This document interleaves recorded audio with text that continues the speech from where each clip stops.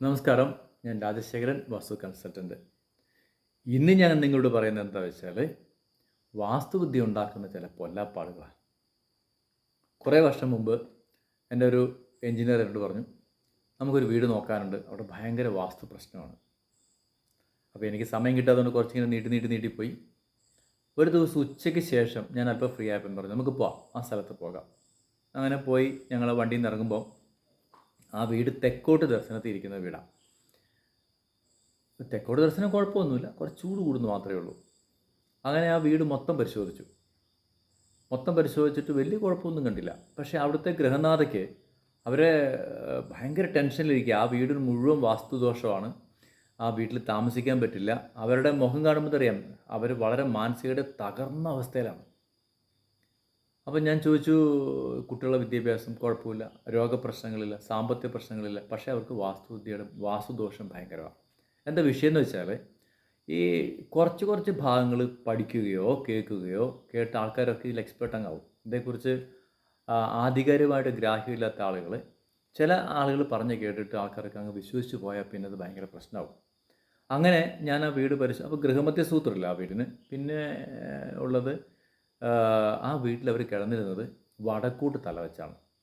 നമ്മുടെ ബൃഹസംഹിത എന്ന ഗ്രന്ഥത്തിൽ പറയുന്നുണ്ട്, വടക്കോട്ട് തല വെച്ചാൽ ഒരിക്കലും ഐശ്വര്യം ഉണ്ടാവില്ല നമുക്ക് എന്ന് പറയുന്നുണ്ട്.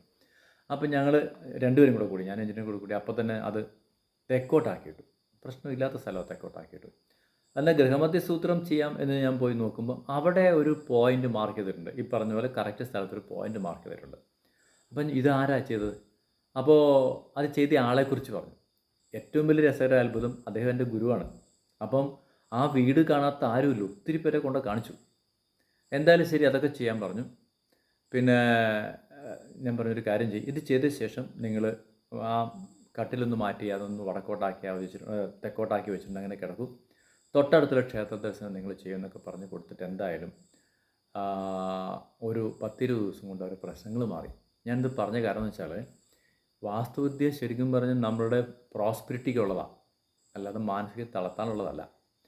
അവർ ആരൊക്കെയോ എന്തെല്ലോ പറഞ്ഞ് കേട്ടിട്ട് ആകെ ഡെസ്പായിപ്പോയി. ഇങ്ങനെ നിങ്ങൾക്കൊരു സംശയം വരികയാണെങ്കിൽ, നന്നായിട്ട് വാസ്തുവിദ്യ അറിയുന്നയാളെ, എന്തെങ്കിലുമൊക്കെ കേട്ട് പഠിച്ചല്ല, ഇപ്പം അക്കാഡമിക്കലി പഠിച്ച ആളുകളുണ്ട്, അല്ലാത്ത ആളുകളുണ്ട്, അങ്ങനെ ആളെ കണ്ട് സംസാരിച്ച് അല്ലെങ്കിൽ പരിശോധിപ്പിച്ച് എന്തെങ്കിലും ദോഷങ്ങളുണ്ടോ എന്ന് ആദ്യം നമ്മൾ നോക്കുക. അല്ലാതെ ആരെങ്കിലും എന്തെങ്കിലുമൊക്കെ പറയുന്നത് കേട്ട് മാനസിക വിഭ്രാന്തിയായി കഴിഞ്ഞ് നമ്മുടെ ജീവിതം പോയി പോകും. വാസ്തുവിദ്യ ഒരിക്കലും അതിനുവേണ്ടിയുള്ളതല്ല.